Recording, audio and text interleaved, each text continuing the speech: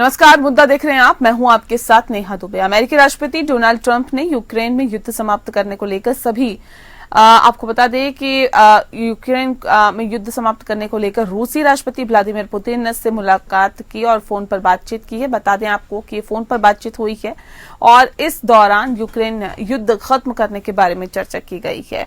हाल ही में एक इंटरव्यू के दौरान उन्होंने बताया है कि पुतिन भी चाहते हैं कि लोगों का मरना बंद हो जाए और फरवरी 2022 में जंग शुरू होने के बाद पुतिन की किसी अमेरिकी राष्ट्रपति के साथ पहली बातचीत है।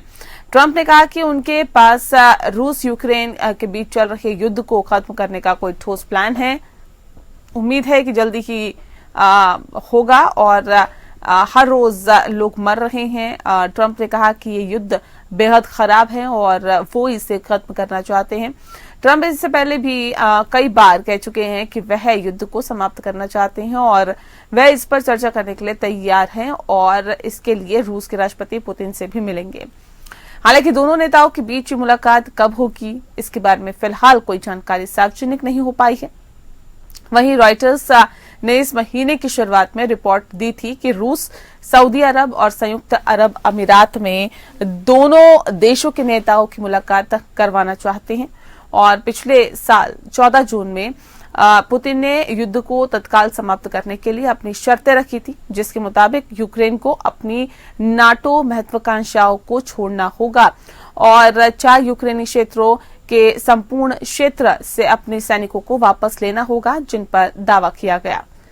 तो अमेरिका के राष्ट्रपति ट्रंप ने पुतिन से फोन पर बात की है।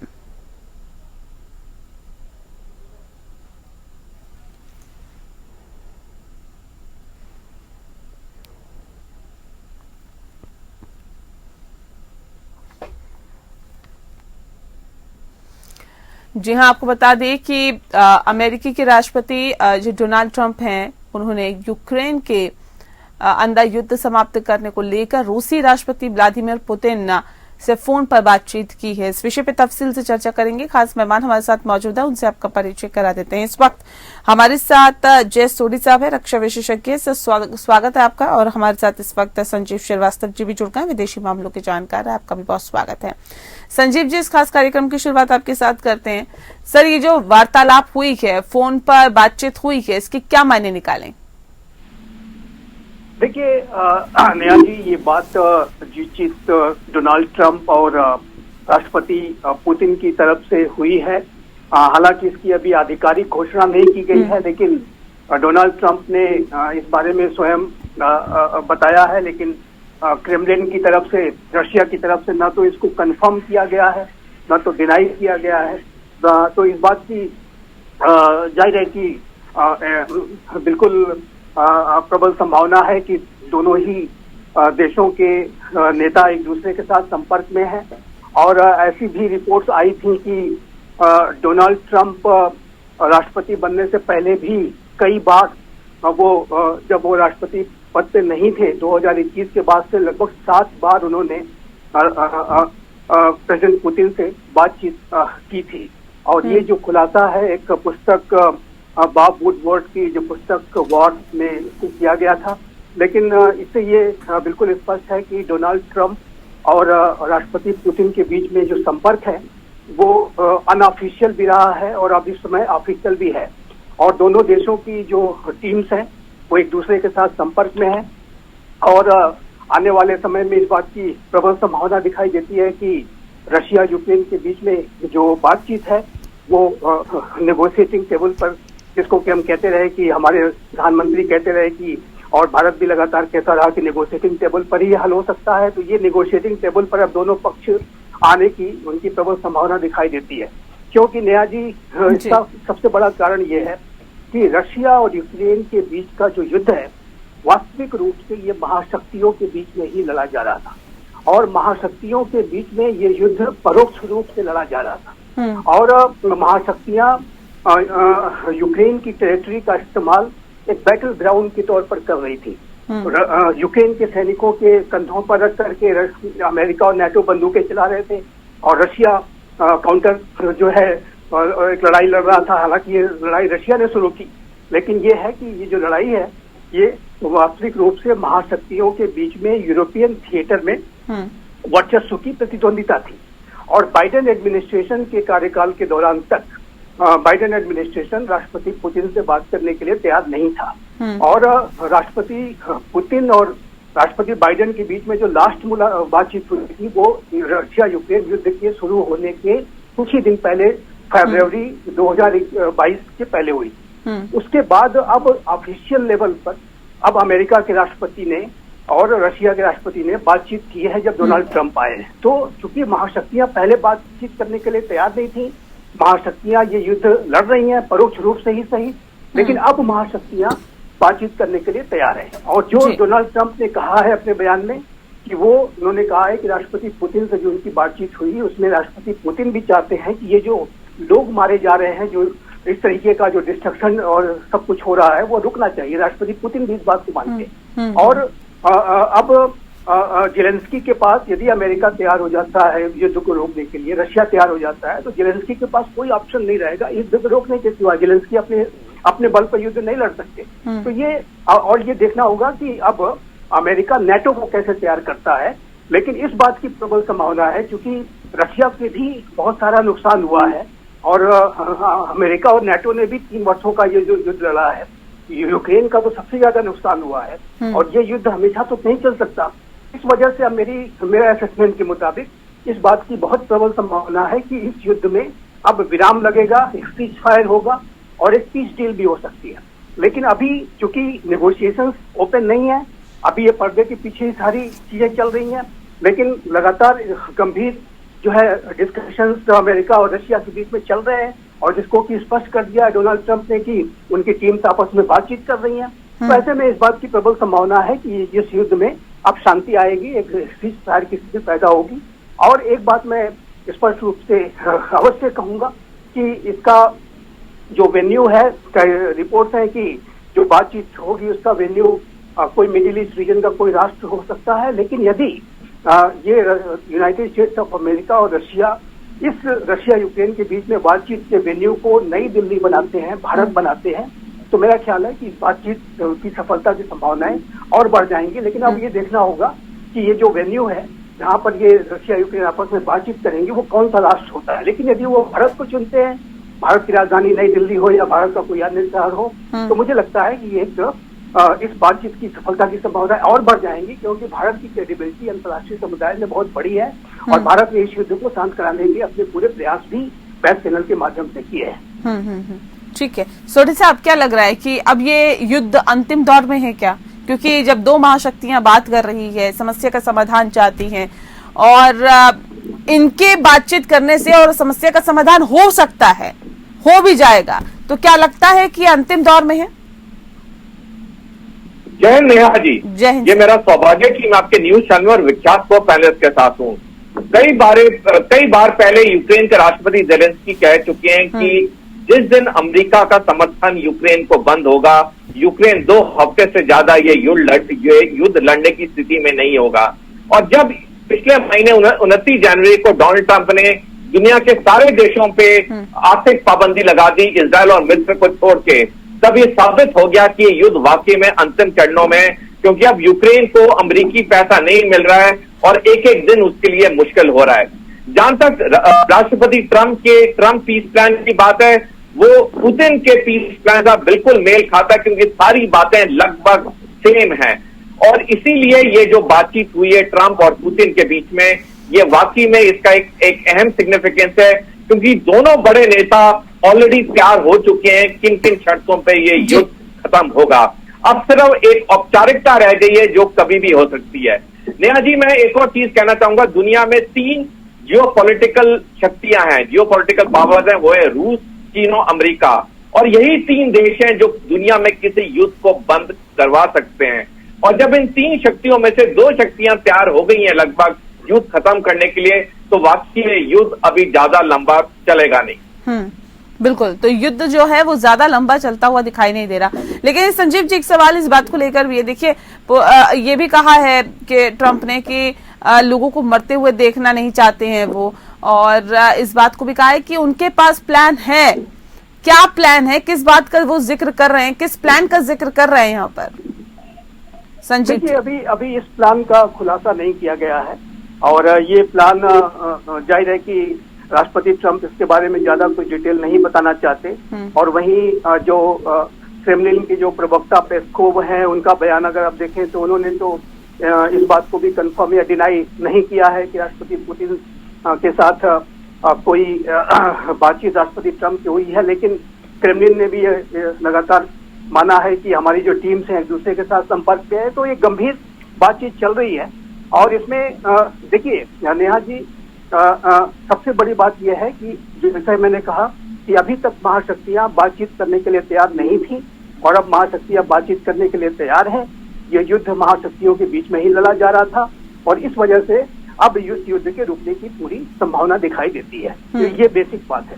अब दूसरा प्रश्न ये है कि क्या ये जो सीज फायर आगे आने वाले समय में होगा, क्या वो कोई पीस डील में बदलेगा, और यदि वो पीस डील में बदलेगा तो वो किस तरीके की डील होगी। देखिए एक बात बिल्कुल स्पष्ट है कि ये जो निगोशिएशंस होंगे ये जटिल निगोशिएशंस होंगे और इस निगोशिएशंस में कई बड़े प्रश्न हैं। पहला तो ये कि क्या रशिया यूक्रेन की जो 20% की जो टेरिटरी है उसको खाली करने को तैयार होगा, पहला प्रश्न ये है। दूसरा, क्या यूक्रेन इस बात के लिए तैयार होगा कि रशिया ने जो टेरिटरी जो है कब्जा की है उसको परमानेंट सीज फायर में, परमानेंट जो है सीमा में बदल दिया जाए और फिर जो शेष यूक्रेन का भाग है उसको नेटो में जाने दिया जाए। क्या रशिया इस बात के लिए तैयार होगा? क्या नेटो इस बात के लिए तैयार होगा कि जो इस तरीके की जो डील्स हो रही हैं उसको क्या नेटो अपनी सहमति देगा? क्या राष्ट्रपति ट्रंप कहीं से इस तरीके की पॉस्चरिंग करेंगे कि वो अपने आप को थोड़ा सा कॉम्प्रोमाइज वाली पोजीशन में लाए, अपनी जो पोजीशन को रशिया के सामने कहीं कोई कमजोर करने की स्थिति में ला करके वो क्या डील करेंगे? तो अनेक ऐसे बड़े प्रश्न हैं कि जिसका कि अभी समाधान निकलना है। लेकिन नेहा जी, एक बात मैं स्पष्ट रूप से कहना चाहता हूँ कि जो भी निगोशिएशंस होंगे वो जटिल होंगे, कॉम्प्लेक्स होंगे, टफ होंगे और राष्ट्रपति ट्रंप जो कि पीस थ्रू स्ट्रेंथ की बातें करते हैं, वो हमेशा कहते हैं कि मैं पीस का समर्थक हूँ, मैं चाहता हूँ कि मुझे एक शांति के मसीहा के तौर पर देखा जाए, लेकिन मैं ये जो पीस है उस ताकत के माध्यम से लाना चाहता हूँ। ये बात उन्होंने हमास की के साथ भी ऐसे ही किया।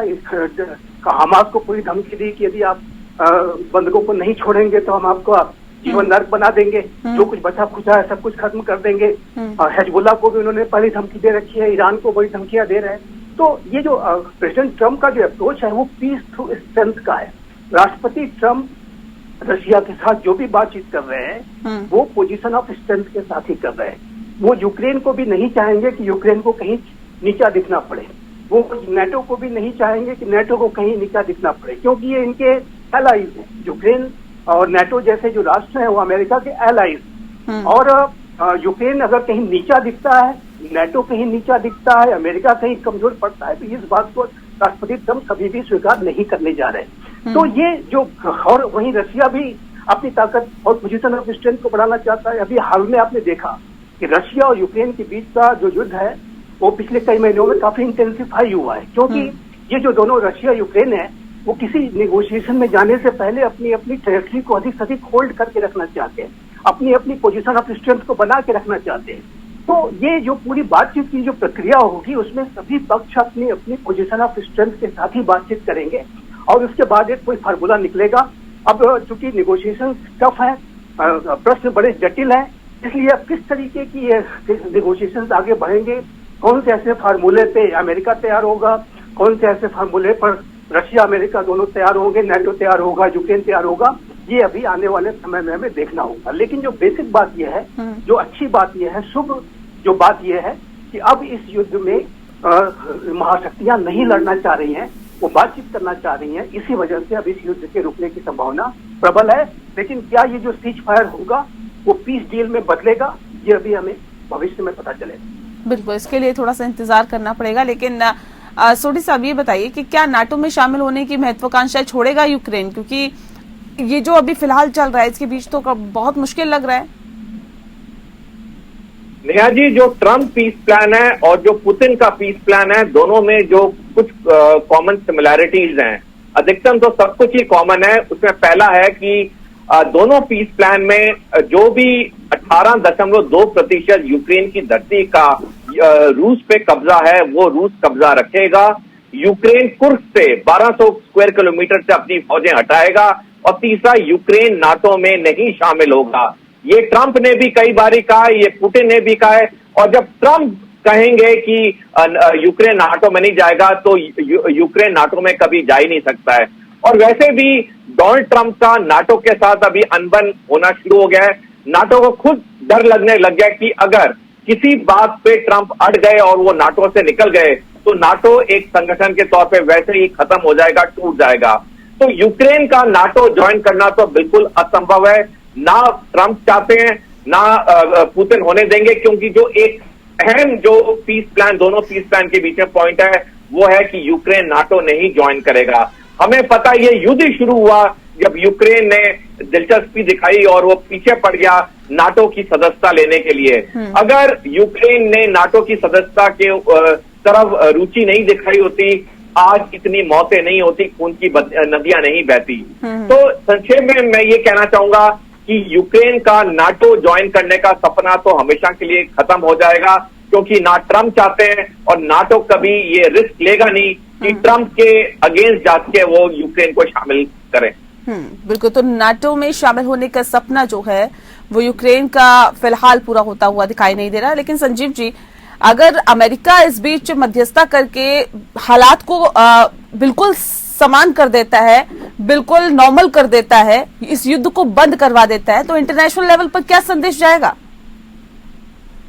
नहीं, हालात नॉर्मल होने में तो अभी बहुत समय लगेगा। और हाँ। हालात अब इतने असामान्य हो चुके हैं कि यूक्रेन को तो अपने आप को रिबिल्ड करने में दशकों का समय लगेगा। हाँ। यूक्रेन में बहुत तबाही हुई है। रशिया ने भी अपने जो है बहुत सारे सोल्जर्स को, बहुत सारे जो उसके डिफेंस इक्विपमेंट्स को खोया है। रशिया की तो स्थिति ये है कि उसको अब विदेशी जो है सैनिकों को इस्तेमाल करना पड़ रहा है।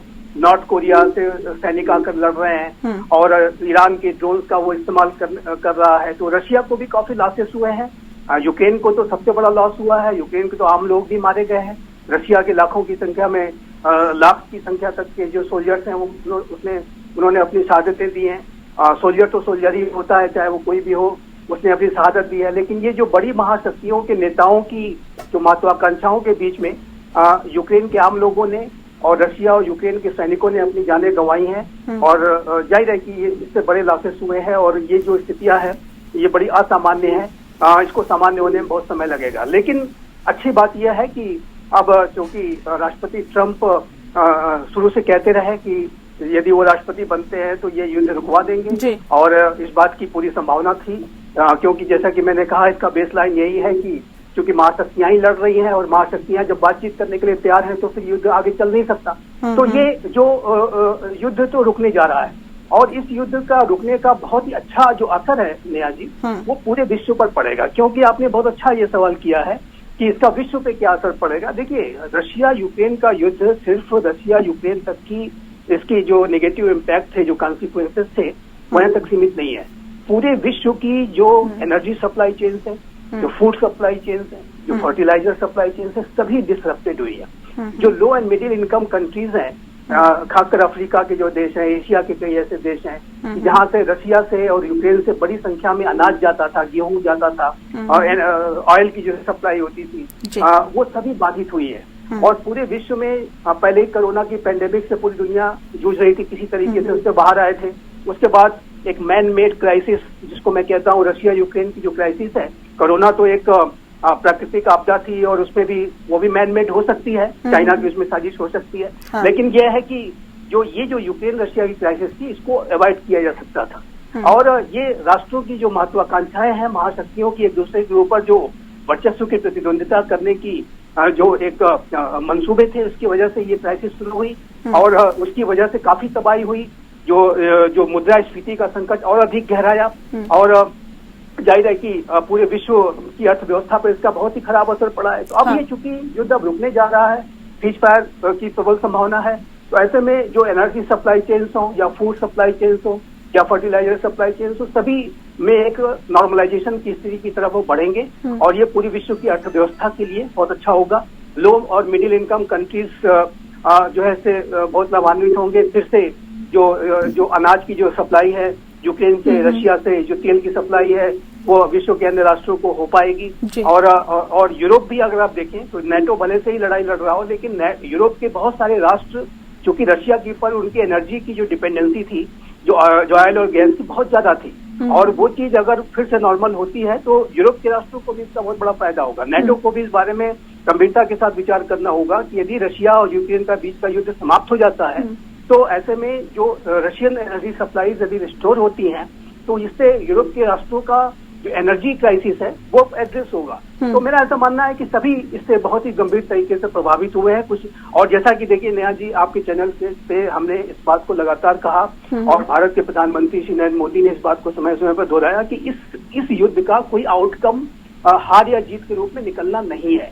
इस युद्ध का कोई आउटकम वॉर फील्ड पे निकल ही नहीं सकता है। यदि इसका कभी कोई आउटकम निकलेगा तो वो निगोशिएटिंग टेबल पर बातचीत के माध्यम से ही निकल सकता है। ये हमने डे 1 से कहा था और वही बात आज सच होने जा रही है डे 1। और महाशक्तियां चूंकि लड़ रही हैं, यूक्रेन और रशिया के बीच का युद्ध होता तो ये 10 से 15 दिन से ज्यादा नहीं चलता। लेकिन चूंकि महाशक्तियां लड़ रही हैं इसलिए इस युद्ध का हार जीत के तौर पे कोई आउटकम निकलना ही नहीं है। और ये महाशक्तियां डायरेक्ट एक दूसरे के ऊपर हमला कर नहीं सकती क्योंकि न्यूक्लियर वॉर में बदल जाएगा। तो इसी वजह से मेरा ऐसा मानना है कि इसका जो कोई भी अगर सोल्यूशन निकलना था तो वो नेगोशिएटिंग टेबल पर ही निकलना था और उसके लिए अब महाशक्तियां तैयार हो गई हैं। तो ये उन दोनों, और अमेरिका ही उसका मुझे लगता है एकमात्र जरिया हो सकता है जिसके जरिए इस समस्या को समाधान किया जा सकता है। सोडी साहब, एक आखिरी सवाल, क्योंकि मैं कार्यक्रम के आखिरी पड़ाव में हूँ।